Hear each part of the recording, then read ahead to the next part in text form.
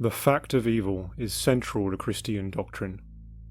The very life and mission of Christ were given to free us, not only from sin, but from principalities, against powers, against the rulers of darkness. The forces of evil are ancient.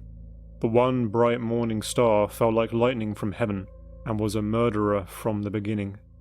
The serpent slithered through the garden, set upon the fall of man.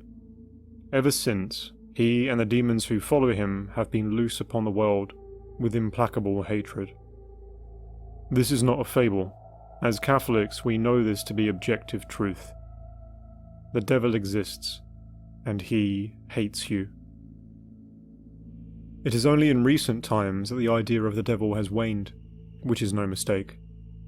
The greatest trick he ever pulled was to convince the world that he doesn't exist, and even for the one group who should know better, Catholics, he has at least been able to slip away into mythology, into sentiment, and an easy triviality over the course of recent years.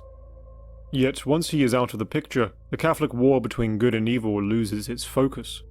It becomes a battle which seems to have but a single side, and the Church militant, no longer alert and ready, becomes the Church complacent.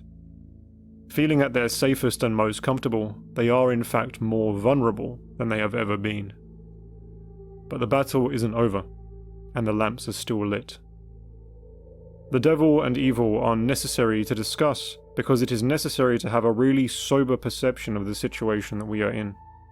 The crisis that has beset the Catholic Church is evident, but unless we are clear about the cause of that crisis and the infernal energies that ever blaze behind it, we too may be further confused in our thinking. Hence, here is what this presentation seeks to address. It first seeks to consider the nature of evil, the logic behind it, and to establish its aims against the Catholic Church. Second, it will demonstrate that there has been a long-recognized, active, satanic plot against the Church, marked out by many popes, and declared in the word of the beast itself. Third, the case will be made that we see all the marks of these plans and their fulfillment upon what is widely taken to be the modern Catholic Church.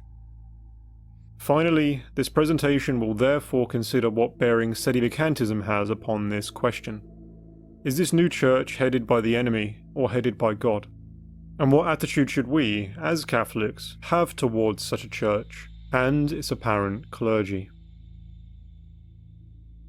And so, let us proceed with our study. Before we begin, a note about conspiracies. The very word conspiracy has a tendency to switch off some minds, as if the term conspiracy theory means false by definition. This is absurd. The idea of a conspiracy theory is philosophically neutral. If something is a conspiracy, it may or may not be true. A number of them have even been validated and accepted, even in the mainstream, from the assassination of Julius Caesar to the MKUltra program. If it is the sheer scale of the deception that makes it seem impossible, we could consider that Catholics, perhaps more than anyone, know that mass deception is possible. We could point to secular examples like the Soviet Union, but really, what else are the false religions of the world than such mass deceptions leading billions astray? And so, we know that both secret and mass deception are perfectly possible. And indeed, if the devil exists, conspiracies, secret conspiracies, would be a preferred method. His modus operandi. Is this so far-fetched for the father of lies? Now then, as we enter our study, it is worth considering what could be called the logic of evil, or its rationale, motivations, and activities. Consider the following questions. First, if Catholicism is true, does the devil exist? Yes. Second, if the devil and his angels exist, can they be described as evil? Yes, not in the sense that evil is a thing in the same way that goodness is. Evil is just a lack of good, just like darkness is a lack of light. However, the devil and his angels can be described as evil in this sense, that the entirety of their wills have turned towards evil, have turned away from God, have turned away from goodness, and in the depths of their being have decided to fight against God. They are evil in that they are enemies of God, true enemies of goodness. Third, If Catholicism is true, who or what is the devil's number one enemy and target here on earth? Of course, it is the Catholic Church, the mystical body of Jesus Christ and the Ark of Salvation. Fourth, if the devil and his angels, being immortal and restless, wanted to attack the Catholic Church, would they ever cease in their efforts? No. The devil and his angels would be indefatigable in their efforts. Being immortal, restless, living hatred, the destruction of the Church and the damnation of souls would be, and has been, their primary and constant goal since the Church was founded. Fifth, like God, does the devil operate by honesty, love, forthrightness, and open truth? No. Being so rebellious against God in his nature, and knowing that the truth is his enemy, the devil lives and operates according to hatred and deception, attempting to be hidden and by spreading lies. Sixth, if the devil and the demons were to attack the Church, would they do it honestly and openly? No, because that would draw too clear of a target around him and his followers, and therefore make it far easier to reject them and to fight against them. Instead, they know that they would achieve far more by working within the shadows. Finally, and this is the most important part, if the devil were to attack the Church and its members, would he achieve more by striding up to the Church in open defiance as an enemy? Would he march up to the Vatican with a big sign on his forehead saying, "I am Satan, the enemy of God"? Or would he achieve more by pretending to be the friend of Catholicism? He might, for example, call himself a Protestant and a friend of Christianity. Or he may even dress up as a Catholic. If his enemy is the Catholic Church, which approach would allow him to get the closest to it? If the devil really wanted to confuse and divide the Church's members, would he do it under the banner of Satanism? Or would he do it under the banner of Catholicism? Now, a few more questions. Is it in fact possible for the devil to destroy the Church? No, the Church cannot be destroyed because it is divinely protected. Is it possible for the Church to teach Satanism or anything else contrary to the faith? No, because the spirit of truth within the Church separates her from everything damnable and false. However, the size and membership of the Church can be greatly reduced, and a shadow Catholicism can be summoned side by side with the real one, to walk within its buildings, to wear its robes, and even to take its name. The devil cannot kill the Church, but he can commit identity theft. And if that is possible, would there be anything more alluring, more consuming to the devil and his demons than the prospect of standing before the world in the guise of their mortal enemy, and speak to that world with a smile, as if wielding her holy authority? Therefore, the prospect of conspiracy, mass conspiracy, even a conspiracy spanning multiple centuries, in order to corrupt the public conception of the Church, to swap the Catholic Church in the minds of men for a counterfeit one, is not far-fetched. Indeed, it follows clearly from the very nature of what the Church is, and the nature of evil. Of course, the lingering question is whether evil has succeeded in achieving its goals. But before we delve into that question, one more topic is worth addressing.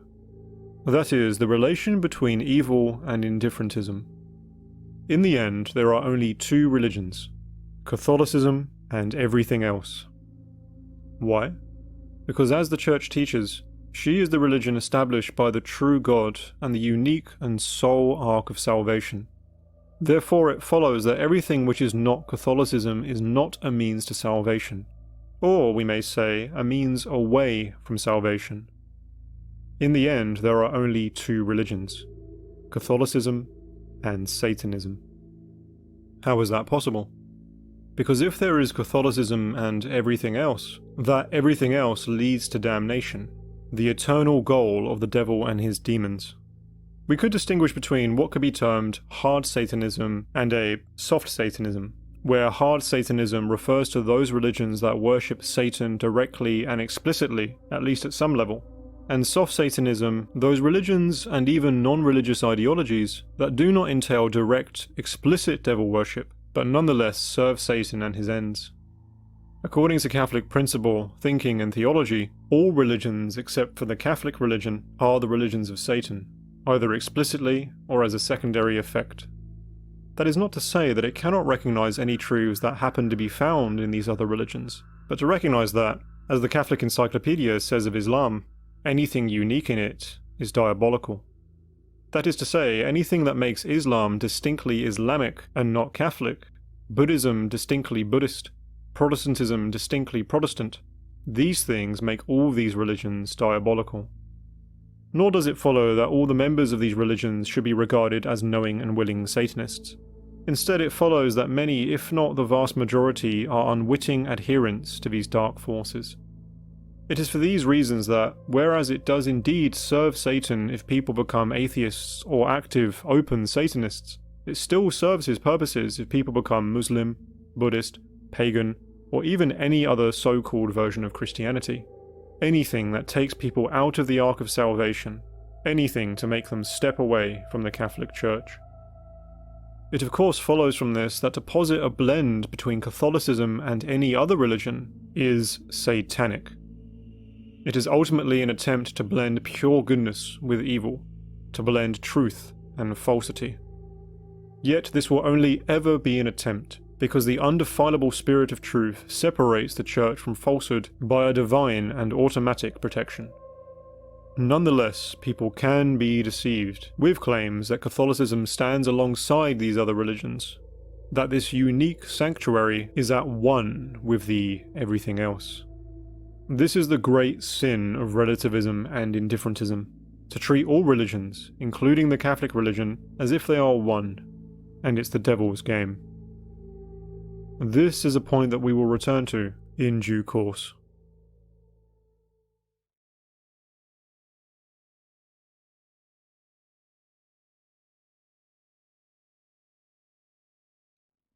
Now that we have established the potential mindset behind an anti-Catholic conspiracy, the question is whether there is any real case to be made that such a conspiracy is active. The answer is yes, because both the Church and the conspirators have said so.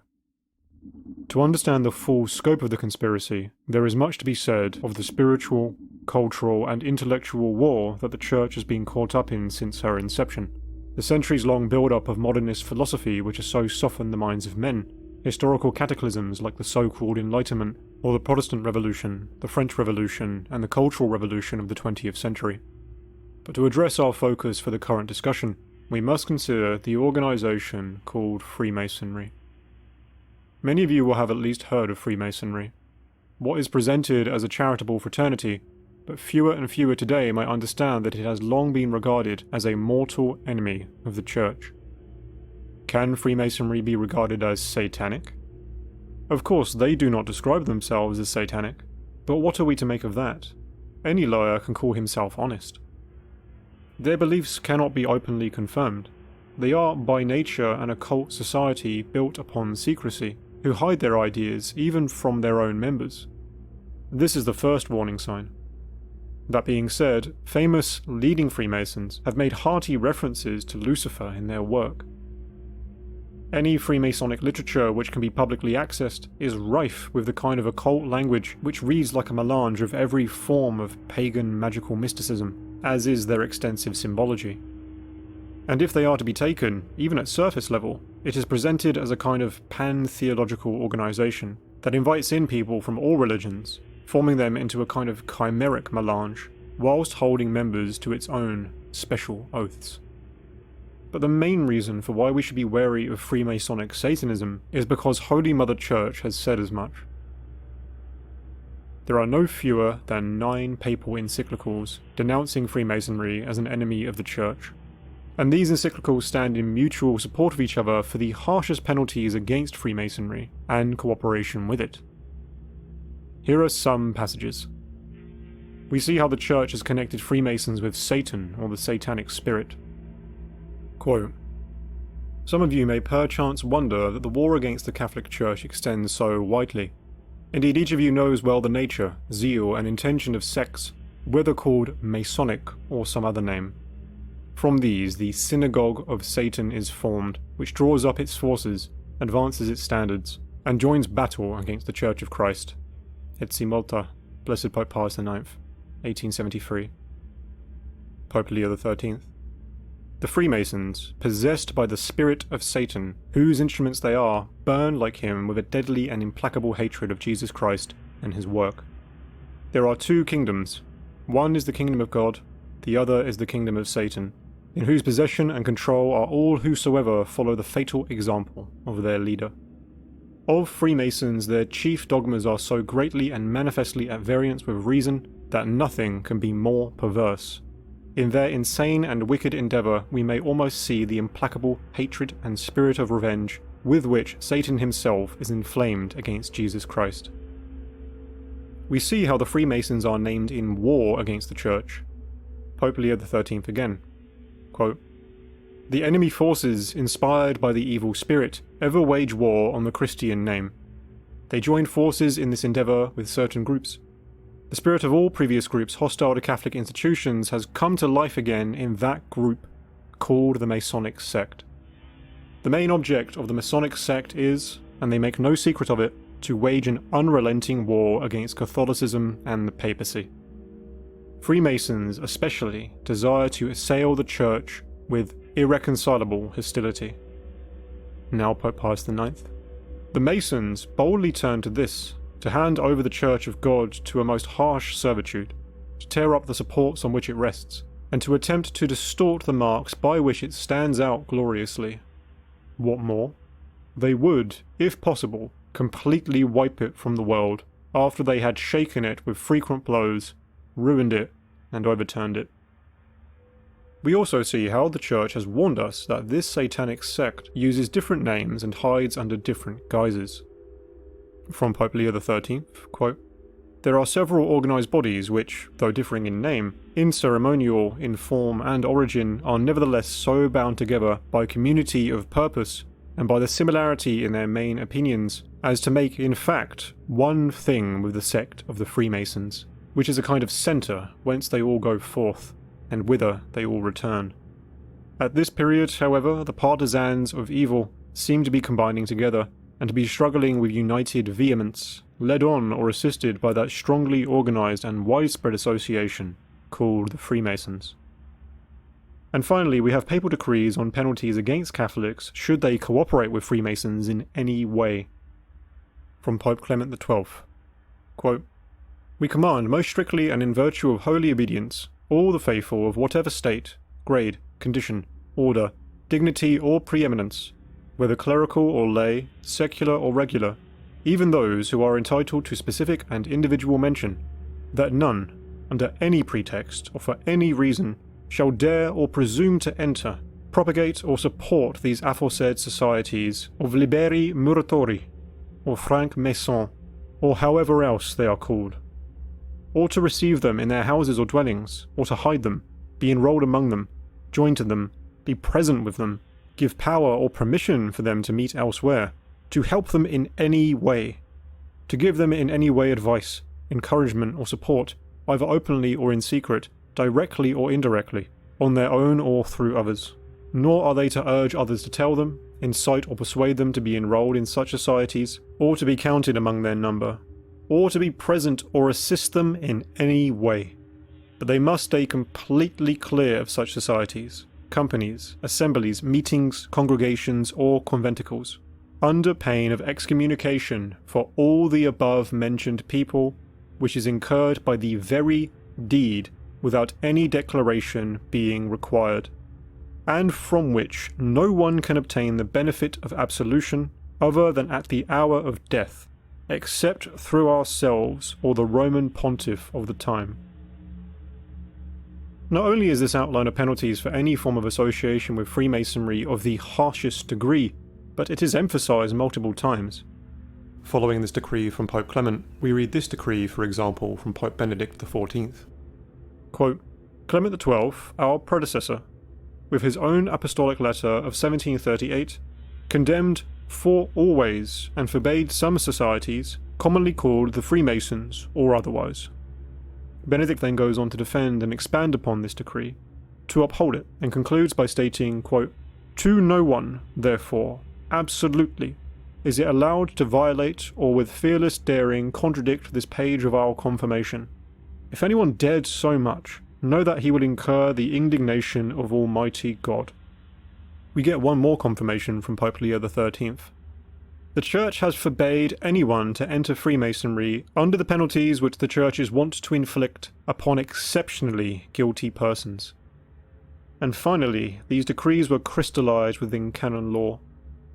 Quote, persons joining associations of the Masonic sect, or any others of the same kind, which plot against the Church and legitimate civil authorities, contract excommunication, simply reserved to the Apostolic See.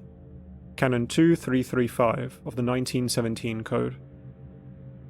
And so, we can clearly see that the Church has been unequivocal in its condemnation against Freemasonry, has called it satanic, named it as her enemy, and incurred the harshest penalties within her power against Freemasonry or anyone even slightly associated with it.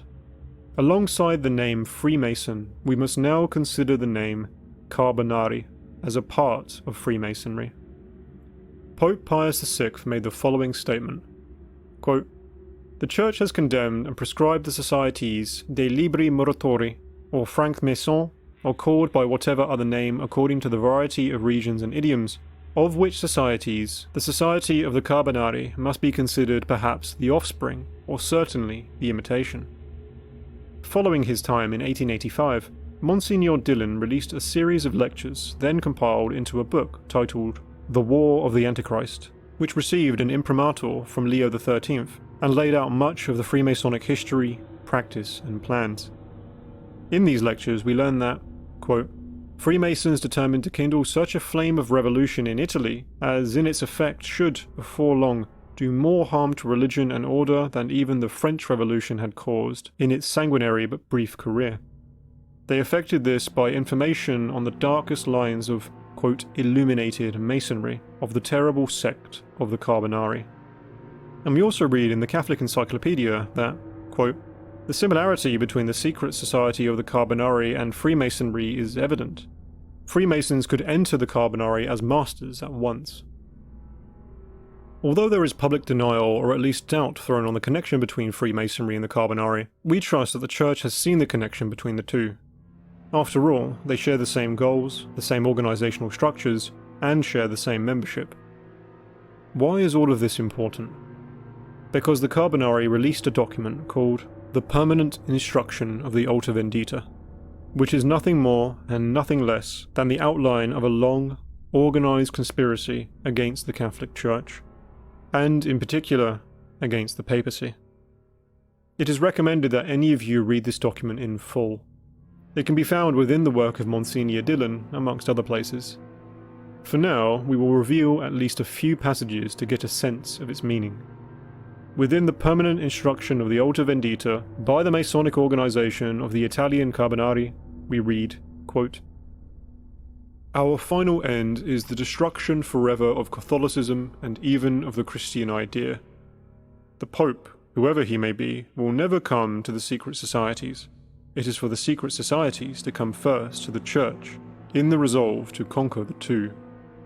That which we ought to demand, that which we should seek and expect, as the Jews expected the Messiah, is a Pope according to our own wants. We do not doubt that we shall arrive at that supreme term of all of our efforts. But when? But how? We wish in this instruction, which must rest a secret for the simple initiated, to give to those of the Supreme Lodge counsels with which they should enlighten the universality of the brethren, under the form of an instruction or memorandum.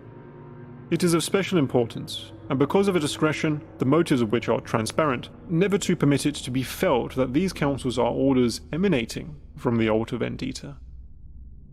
Little can be done with those old cardinals, or those prelates whose character is very decided. If he is in advance a declared enemy, envelop him in all the snares which you can place beneath his feet. Create for him one of those reputations which will frighten little children and old women. Paint him cruel and sanguinary. Recount regarding him some traits of cruelty which can be easily engraved in the minds of people. Crush the enemy, whoever he may be. Crush the powerful by means of lies and calumnies, but especially crush him in the egg. It is to the youth we must go. It is that which we must seduce. In order to secure us a pope in the manner required, it is necessary to fashion for that pope a generation worthy of the reign of which we dream. Obtain for yourselves the reputations of good Catholics and pure patriots. That reputation will open the way for our doctrines to pass to the bosoms of the young clergy, and go even to the depths of the convents. In a few years, the young clergy will have, by the force of events, invaded all the functions. They will govern, administer, and judge. They will form the council of the sovereign. They will be called upon to choose the pontiff who will reign. And that pontiff, like the greater part of his contemporaries, will be necessarily imbued with the Italian and humanitarian principles which we are about to put into circulation. You wish to establish the reign of the elect upon the throne of the prostitute of Babylon? Let the clergy march under your banner, in the belief always that they march under the banner of the apostolic keys. Let us prepare our arms in the silence of the lodges, dress our batteries, flatter all passions, the most evil and the most generous, and all lead us to think that our plans will succeed one day, above even our most improbable calculations. The Permanent Instruction of the Alta Vendita, written by the Italian Masonic Carbonari, circa 19th century, verified as genuine by Pope Pius IX in 1861.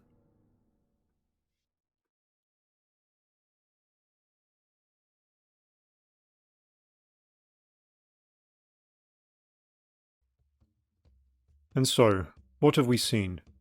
Where are we now? We have seen the long-standing, hateful, conspiratorial rationale behind the satanic mind. We have also seen an organization which the Church has named as satanic, as full of lies and darkness, to be definitively disdained as her enemy. And we have seen a document, as confirmed by the Church, written and promulgated by a part of that same dark organization, residing in the same country as the papacy, which unequivocally outlines a long-term plot to subvert the papacy, by first infecting the minds of the clergy and the intellectual atmosphere of the time. That document was written 100 years before the Second Vatican Council, and the intellectual weakening of Christendom had started long before that. Both the possibility and the reality of this satanic project have been shown. Now the question is whether they have succeeded in their aims. The event for us to focus on is, of course, the Second Vatican Council. This appears to be the turning point, when the enemies of Catholicism took their chance to move from shadowy infiltrators into real instigators who would try to speak on behalf of the Church. The fact that the Second Vatican Council marks some palpable shift is undeniable. Change was evident in the wake of the Council, and its effects on what most people regard as Catholicism has only been more pronounced as time has gone by. We have seen that the conspirators wanted to foster a so-called pope of their own making, nurtured in the modernist milieu that they would long soak into the clergy.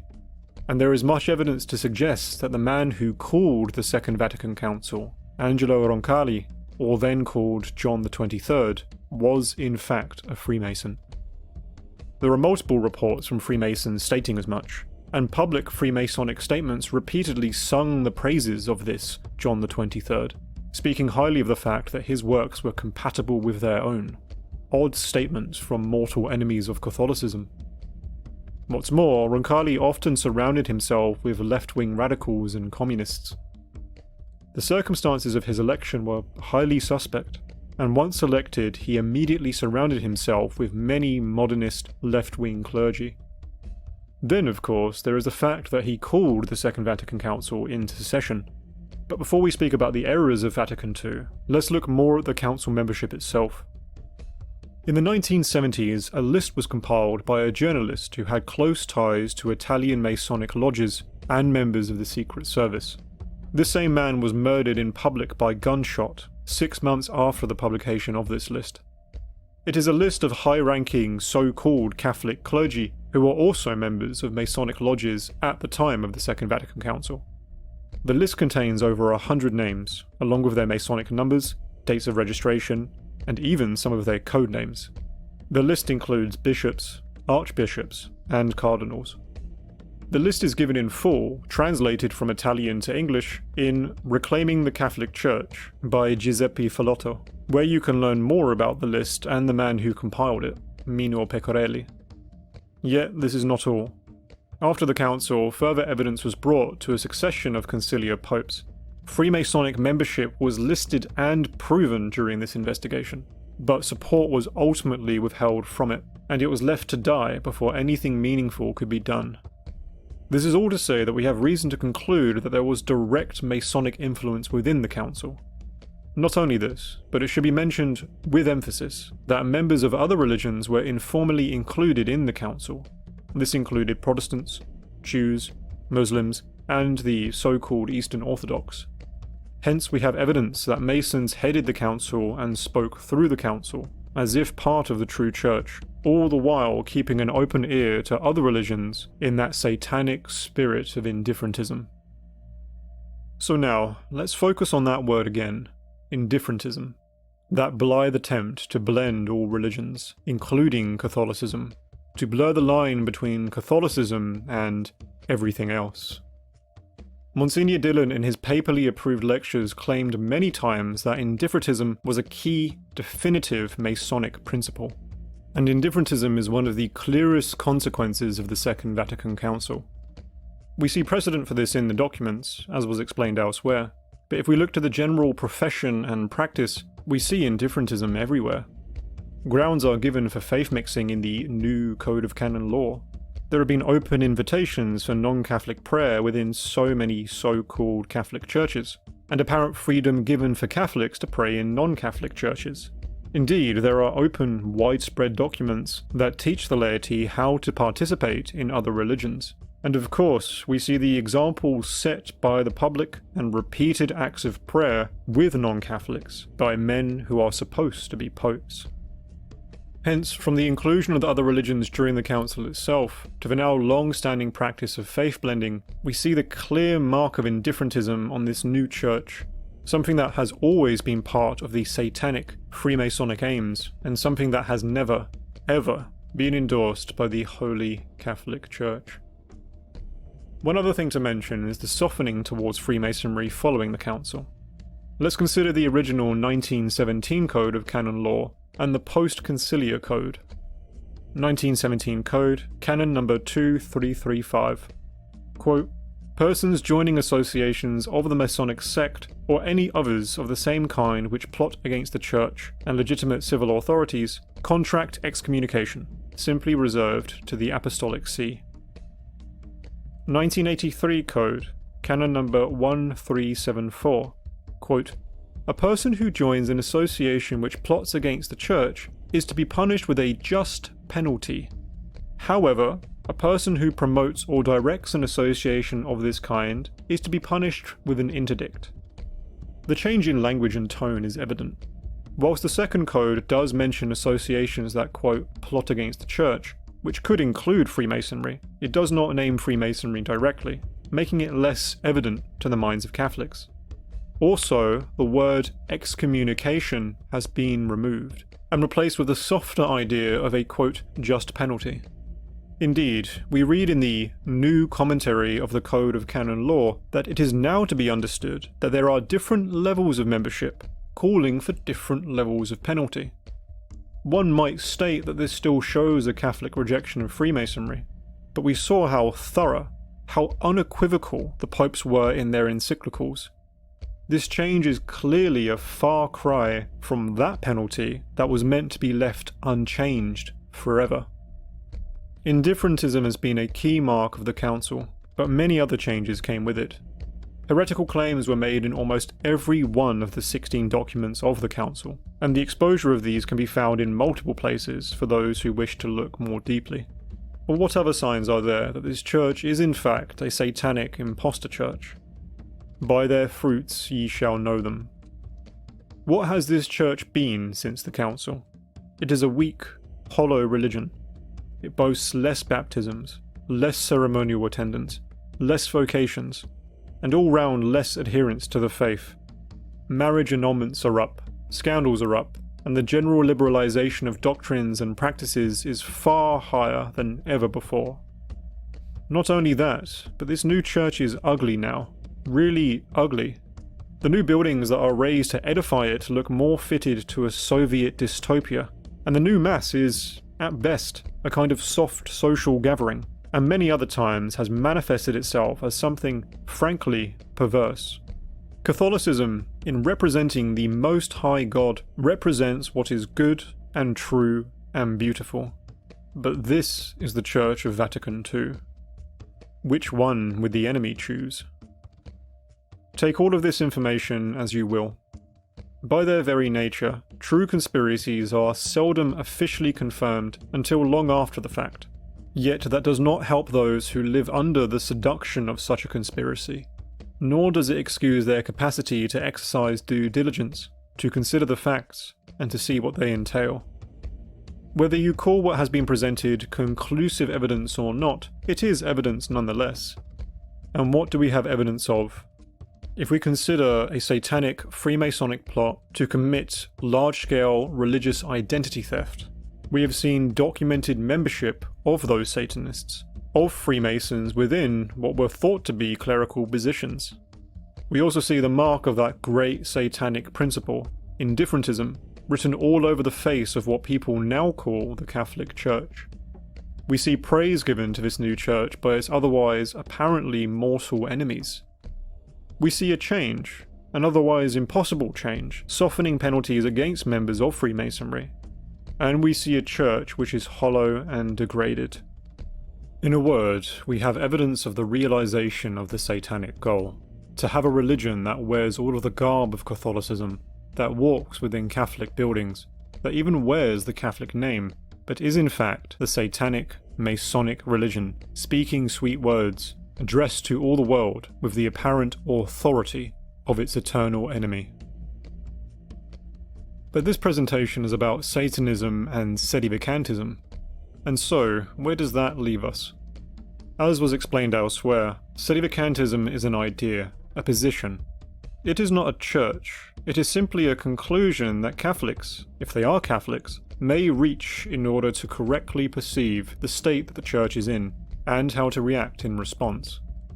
In the fullest sense, Sedevacantism is the conclusion that not only is the current so-called Pope illegitimate and non-Catholic, but that all of the so-called popes following the council have been illegitimate. Why? For the most important reason. Because when it comes down to it, the very church that they have presided over has not been the Catholic Church. It has been non-Catholic, another religion, a counter-church against the true religion. And as such, its doctrines have not been Catholic doctrines, its practices have not been Catholic practice, and its clergy has not been Catholic clergy. In light of all that has been said, Sedevacantism explains that this counter-church has come into existence due to this satanic plot, and by recognizing this plot, rejects the impostor that it has spawned. It points towards the wolves in sheep's clothing, and tells the world what they are, and refuses to stand beneath them, no matter how many people still choose to cling to them as their shepherds. It is for this reason that a certain type of attitude shift is also entailed by Sedevacantism. After all, many cut the post-conciliar church a lot of slack with the gentle idea that the clergy are just doing their best, that they are just trying to adapt to a new world and making honest, imprudent mistakes in the process. Yet they are still true popes and true clergy. But no, because the brazen and consistent promulgation of heresy is enough to remove them. And if they are connected to the satanic plot, they are not honest ignorance. They are knowing, willing deceivers, and that makes all of the difference. They are not well-willing friends who are only a few degrees away from the faith. They are utter enemies of the church. The greatest enemy is not the soldier who stands opposite you as a clear and honest antagonist, but the one who wears your uniform, shares your food, and shakes your hand, only to stab you in the back and sell your soul to the devil. Of course, that isn't to say that every member of this Novus Ordo Vatican II Church is an active, knowing Satanist. Most of the laity are just unwitting followers. Many of the clergy may be unwitting too, although this is far less likely of the upper clergy, But frankly, the clergy should know better. And whether conscious of it or not, they are in fact priests of a false religion and playing peace with the dragon. This is also why other forms of traditionalism will fall short of the problem. They may, for example, say that these wolves in sheep's clothing are indeed promulgating Freemasonic teachings, but should still be regarded as valid clergy until the church deposes them. But again, the very fact of these teachings removes their status as clerics, and it does so automatically without declaration. The church teaches as much. And the church cannot have a so-called pope who teaches Freemasonry. The very fact of him teaching Freemasonry would itself stop such a man from being the Pope. Hence, such traditionalists are trying to ensure that Catholicism holds on to non-Catholicism, to say that their clergy are at once valid and at the same time using their magisterial teaching and authority to spread damnation and heresy. They are keeping peace with evil. It may be an uneasy peace, but it is still peace. Finally, it appears to lead to the conclusion that, to solve the crisis, we must point out a satanic impostor, and either wait for his other satanic impostors to depose him, or to wait for the Satanists to admit all of their faults. As if, to solve the problem, we are waiting for honesty from the Prince of Lies. Sedevacantism accepts that this anti-church is a mere shadowy illusion. Yes, indeed, when that illusion is broken, we find that what is left is very dire. A far smaller church, with a weakened influence, and a long gap between papacies. But it is nonetheless a clear and sober reaction to the current situation. And most importantly, it does the church the respect of believing that she has kept herself clean, having so divided herself from evil doctrines, no matter how many wounds that separation has entailed. There is much more to say here, as there always is, but for now, hopefully enough has been done to inform, if not convince. If what has been said here is true, there is no need for despair. In good times or crisis, pleasure or pain, the mandate of the Catholic is always to know God and hold on to their hope. If times get harder, God is calling us to exercise our hope even more. After all, even if evil has won its battle, it has not won the war. It never can. It has already been defeated. Catholicism still remains. God is still glorious. Our Lord Jesus Christ still holds perfect sway over heaven, earth, and the fate of the fallen world. The only question that ever remains is, when the time comes, will each one of us stand to the left or to the right? What will He make of our hope, our courage, and our faith whence the time of crisis came? And if we feel that we cannot bear all of these things alone, we can do the only thing that He ever really wanted us to do, to throw ourselves upon Him. Viva Cristo Rey, the way, the truth, and the life.